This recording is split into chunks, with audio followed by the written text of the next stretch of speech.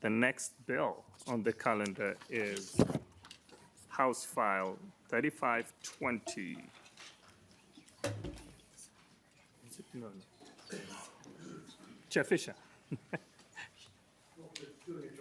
You're doing joint? Okay. Want me to sit right here? In the middle? Okay. Hi. Are you Chris? Come on, have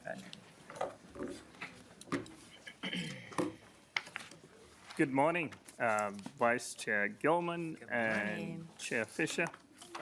Please introduce your bill, move the bill and introduce it and proceed. All right. There also is an author's amendment. Would you like to do that first? There's an A1 amendment. Or A1 amendment, yes. Yep. Did you want to walk us over what is in A1 amendment? So that is a DHS technical assistance. They assisted on this, and one piece of it comes from another bill soon to be introduced that is proposing a change to the same specific mental health service that's in the bill that it's modifying. Members, we have A1 amendment before us. Any discussion? Hearing none. All those in favor, please say aye. Opposed? A1 amendment is now adopted. To your bill as amended. Thank you so much, members of the committee. The rationale behind this bill before you today is straightforward. We are aware that the increased access to mental health services is in need in most every part of our state and every county. A key piece to increasing that access is attracting and keeping mental health staff. To recruit and retain mental health staff, we must address areas in statute where there is confusing or outdated policies and requirements that are creating frustrating barriers. While specific areas of statutory confusion or statutory constraints can seem small in nature, when added together in our overall mental health system, they are contributing to staff burnout, adding a layer of confusion for those trying to access and provide care, and shutting the door on new individuals interested in entering into the mental health workforce, something our state desperately needs. Chair Fisher. Thank you, Chair Knorr. This bill before you today represents many months of mental health stakeholders working collectively together to identify specific areas in statute where we can update mental health service regulations to better fit in today's needs. This has been an ongoing process that has been going on for a number of years. Last year, Representative Gilman and myself co-presented another bill where this builds on, is continuing to make sure that our system is working well. The bill was shared with the Minnesota Department of Human Services, and DHS technical assistance has been incorporated into the bill. Bill proponents stand ready to work with DHS if they come forward with further technical assistance. The intent for the bill is to be policy only with no cost. If any of the provisions are flagged to have costs, those will be addressed.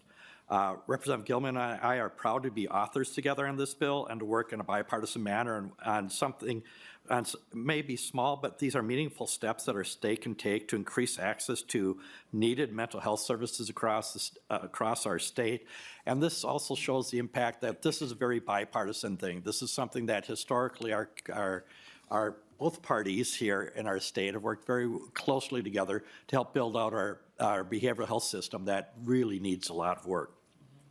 With that, we will now turn to our testifier, Chris Westergaard. Good morning. Welcome to the committee, Mr. Westergaard. Please introduce yourself and proceed. Thank you. Chair and members of the committee, my name is Chris Westergaard and I work at Touchstone Mental Health. Thank you for the opportunity to testify in strong support of this legislation. The bill contains changes to address some of the policies and requirements that cause confusion and frustration for our staff and for which we see alternative, modernized requirements excuse me, that could be put in place instead. At my organization, our staff are the most valuable part of the services we provide. Due to our statewide shortage of mental health staff, we must do everything we can to best support the individuals who want to enter into and stay working in this field. I'll briefly walk through this bill, and then I'm happy to take any questions along with a few other people here to help field questions if needed.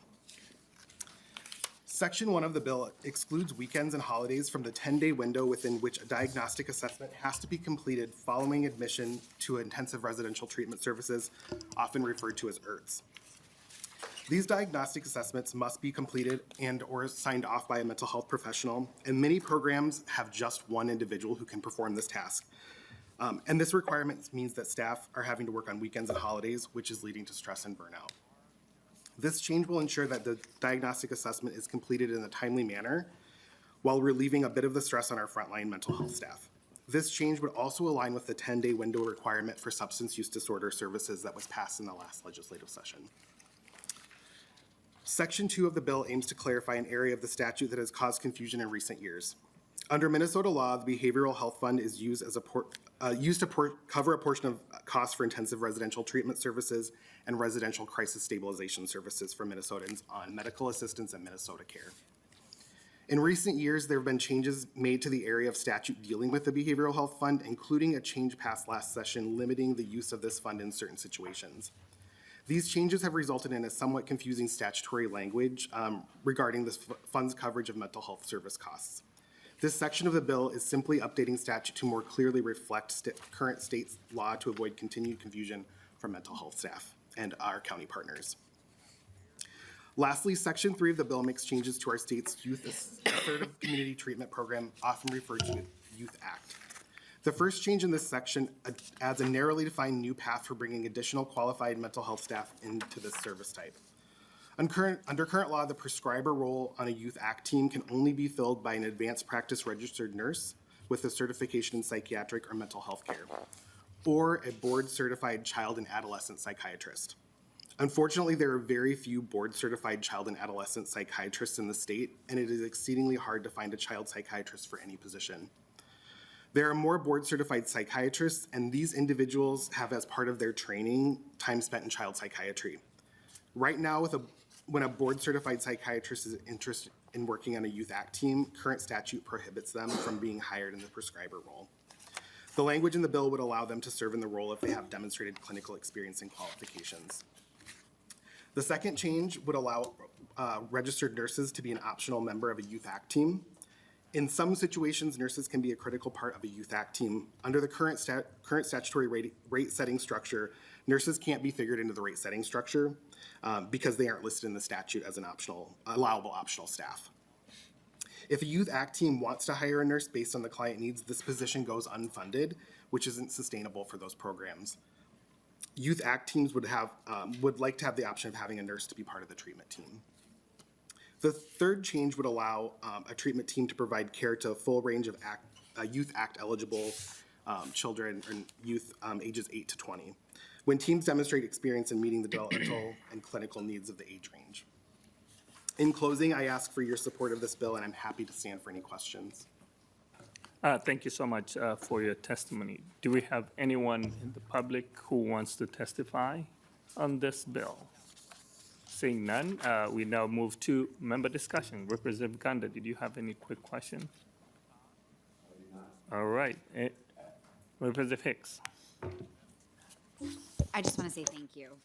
Finding a child and adolescent psychiatrist is like finding a tiny little piece of gold in a mountain of sand. So some flexibility in this space is greatly appreciated by families. So thank you. Any further discussions?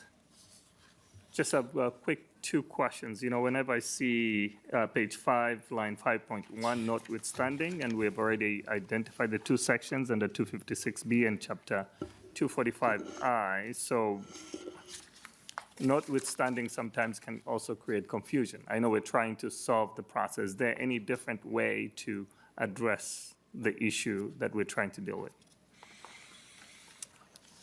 Could you repeat where the? The 5.1, the place that we added the sections for behavioral health in the 245I. And we Yes, had- go ahead. I think, again, this just allows teams to have flexibility to add in positions that they need based on who they're serving. And again, that would be flexible based on that as well.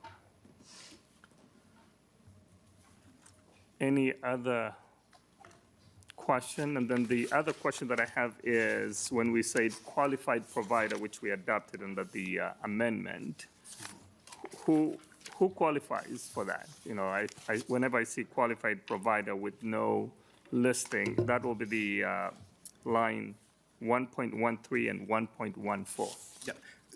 Part of that is it's already addressed in statute who is a qualified provider and other statutes. So it again allows the flexibility when again other individuals are able to be prescribers based on other statutory requirements. It makes it easier to comply, I think, is what that would be. I just want to check in with nonpartisan staff. Will that be more sufficient, Ms. Sunderman, when it comes to the qualified provider? Mr. Chair and members, we could certainly tighten that up with the cross-reference if this bill were to go forward to clarify who a qualified provider is. Thank you so much. With that, your closing remarks? Thank you so much for your time, and I appreciate the testifier coming in today as well, and just all the people that have come together. Grateful to work with Representative Fisher as well on this, and look forward to more positive things for the state of Minnesota. So I would renew my motion to have House File 3520 be laid over, please. House File 3520 as amended is laid over for possible inclusion. Thank you so much for the presentation.